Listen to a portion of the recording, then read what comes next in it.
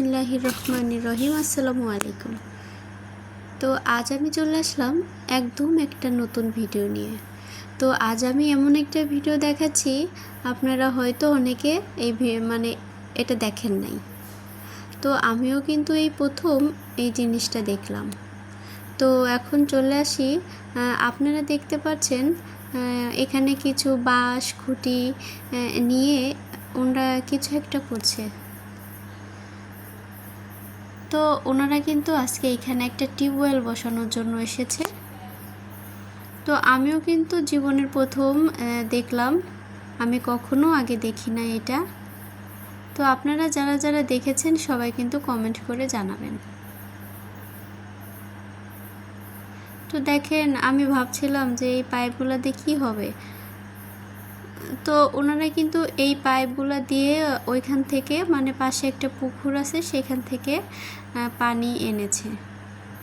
তো প্রথমে কিন্তু ওনারা এই জায়গাটা একদম গর্ত করে নিয়ে তারপরে এই দুই পাশে দেখেন কিছু বাঁশ দিয়ে কিভাবে কি করলো, মানে খুবই আশ্চর্য একটা বিষয় আমার কাছে মনে হলো, কারণ আমি তো আগে দেখি নাই সেই জন্য।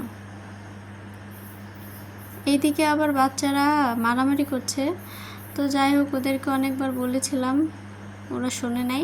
তো যাই হোক, দেখেন এর ভিতরে কিন্তু বড় বড় পলিথিন দিয়ে এটা এভাবে পানি দিচ্ছে। আর ওই পাশে কেন জানি না, মানে গোবর এনেছে। মানে গোবরটা দিয়ে আসলে কি হয় আমি জানি না। আপনাদের যদি কারো জানা থাকে তাহলে আমাকে অবশ্যই জানাবেন। মানে আমার খুবই জানতে ইচ্ছা করছে আসলে গোবরটা দিয়ে কি হয়, মানে গোবর কেন ওইখানে রাখা লাগে।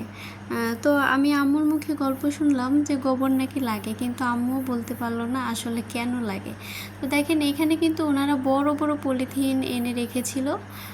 এই দেখেন এইগুলা দিয়ে দিয়েছে নিচ দিয়ে, আর উপরে কিন্তু এই পানিটা আসছে।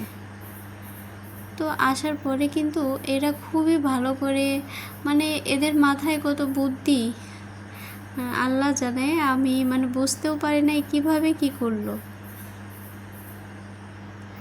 তো দেখেন কেমনে কেমনে মানে এক একটা বাঁশের সাথে এভাবে বেঁধে কি একটা বানিয়ে ফেললো। তো সেটা এরকম চাপ দেয় আর নিচের থেকে এরকম পানি ওঠে। আলহামদুলিল্লাহ। এই দেখেন, আপনাদেরকে একদম আমি আজকে সরাসরি দেখাচ্ছি। অনেকে ভাবতে পারেন কি একটা ভিডিও দিয়েছি আমি, কিন্তু আসলে না, আমার কাছে মানে খুবই নতুন লেগেছে। তো দেখেন অবশেষে কিন্তু আমাদের টিউবওয়েলটা হয়ে গেছে। আলহামদুলিল্লাহ।